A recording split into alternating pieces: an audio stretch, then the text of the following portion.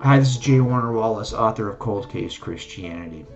We are in some difficult times right now, facing a global pandemic, but luckily the Church of God is a global church. We are brothers and sisters even though we don't speak the same language. And all of us are facing probably some sense of fear and anxiety right now, given what we are facing. Given this global pandemic that seems to have we have no idea when it's going to end yet, or what it's going to cost us in terms of death toll. It's hard to predict, right? And I think during this time, it's easy to see life as a line segment, from a point. A line segment's got a point and 90 years of life, and then another point called death. And if that's the case, there's lots of good reasons to be anxious and fearful, because if all we have are 90 years, I'm not sure how those 90 years are going to go.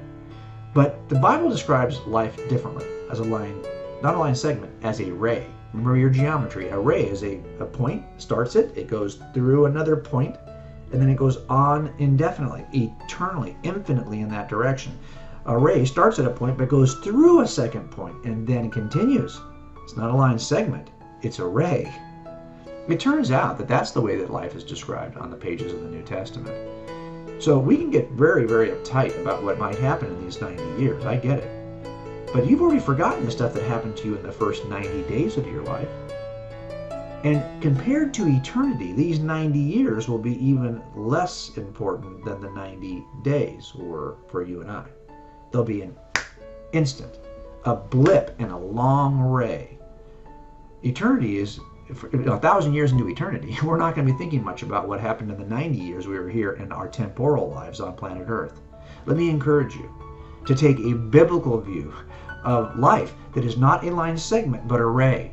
And we have a promise. We already know that on the other side of the second dot, we are going to be with God, where He will wipe away every tear.